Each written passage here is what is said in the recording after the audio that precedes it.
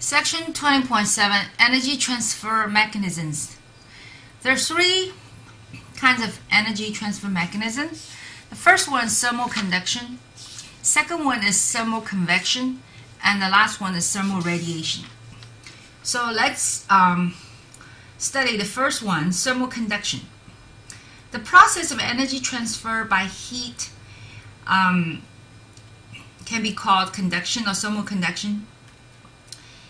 So the typical model is if we have a piece of certain material, if one side temperature we call T high and the other side temperature called T low, because of a temperature difference, or we say temperature gradient,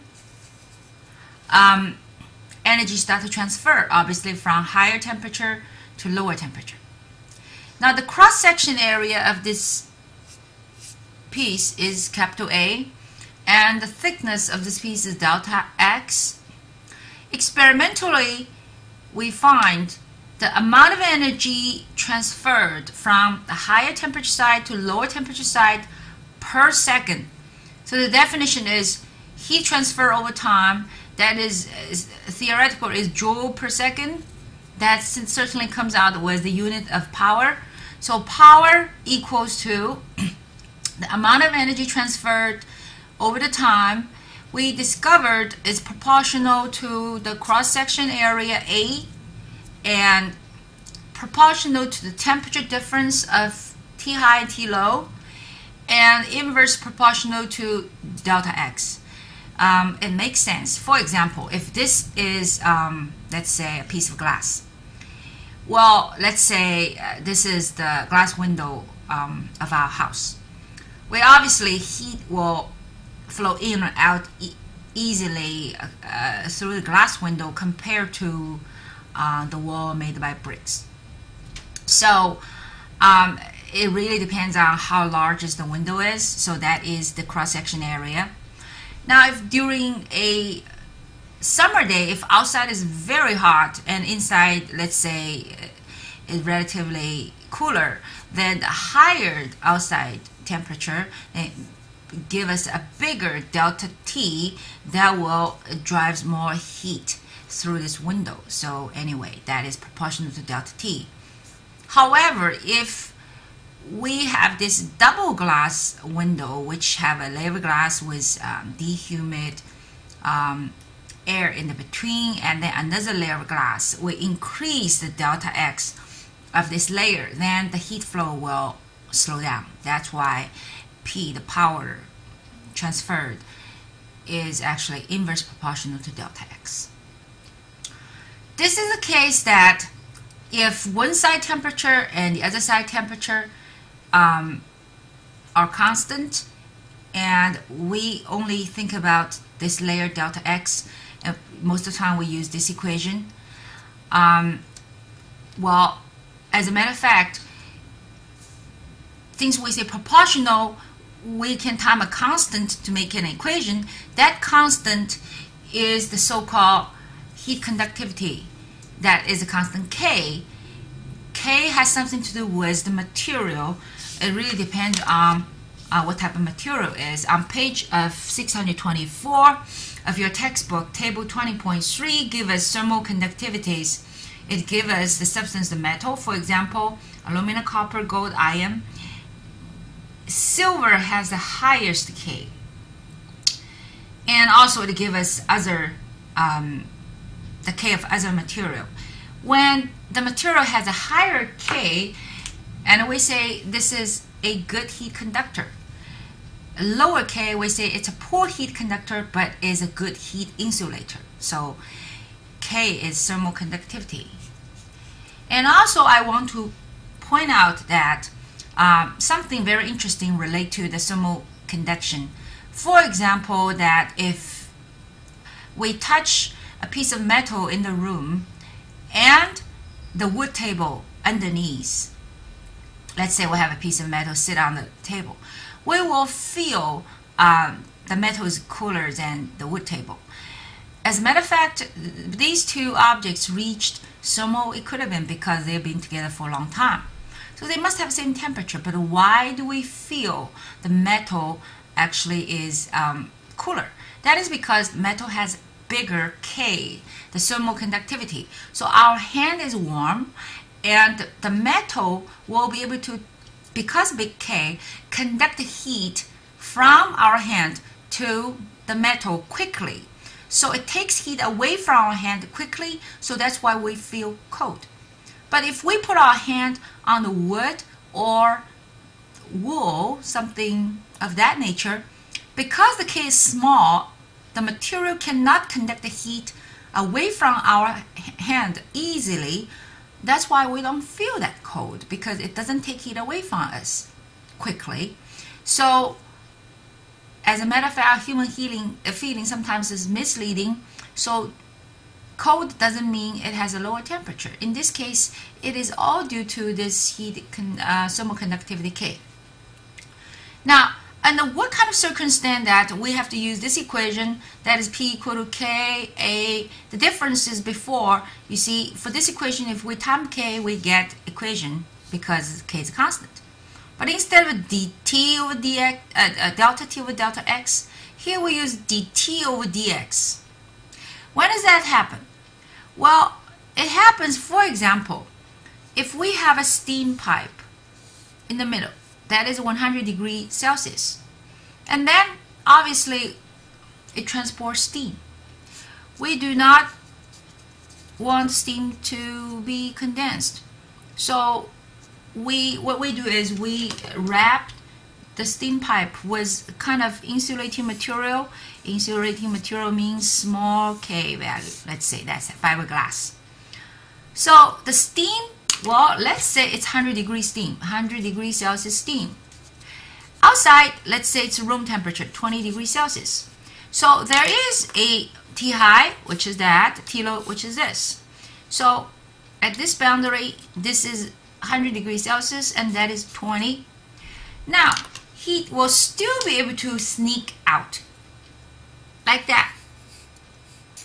But as you can see, starting from 100 degrees Celsius, drop to 20 degrees Celsius. In the middle, temperature somewhere between 100 and 20. So if we cut a layer, and we consider this layer's thickness as dx, in this case, that's dr, a little change around the radius, then the temperature drop is dt, because we cut a very thin layer. This actually is a kind of equation or procedure that we will use when the temperature drops continuously between a T high and T low, and we use this equation.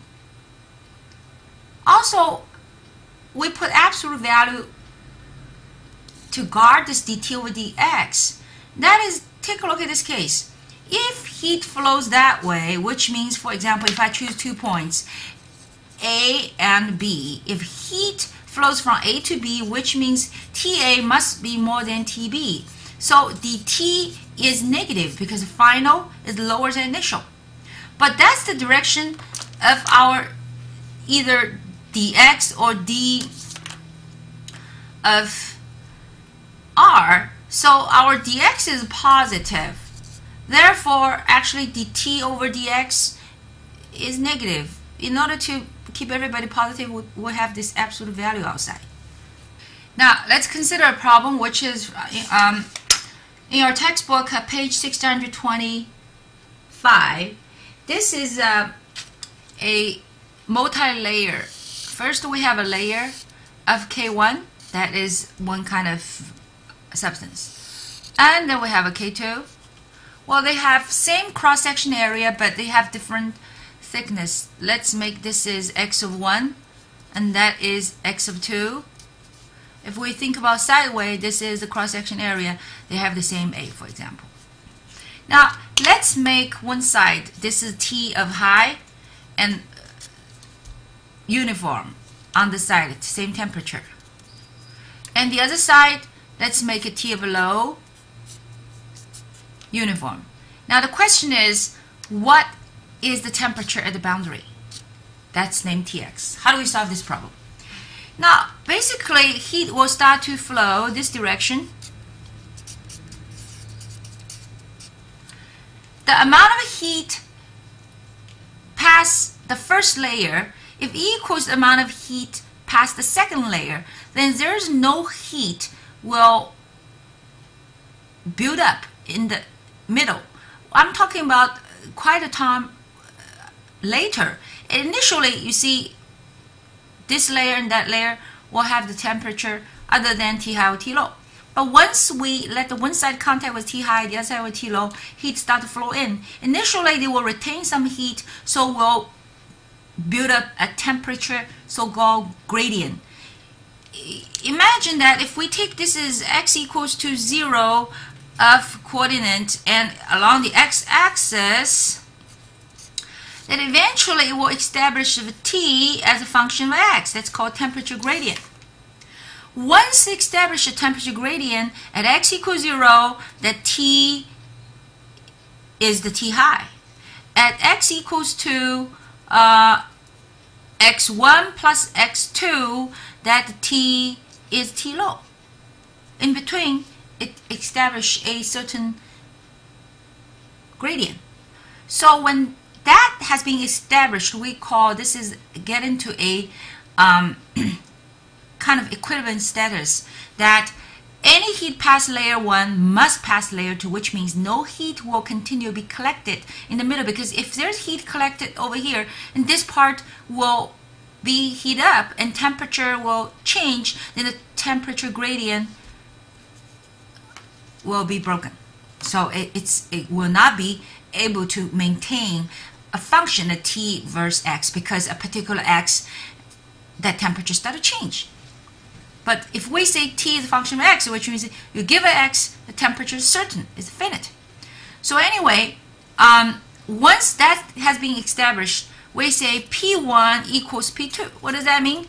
The power which passed the first layer, which is K1 of A of change of temperatures Tx, that's the final, minus initials T of high, divided by x1. That is the power transmitted through the first layer, equal to K2, same cross-section area, final is the low, and initial for this layer, initial is T of x, T of x, T of x, and divide by thickness x2.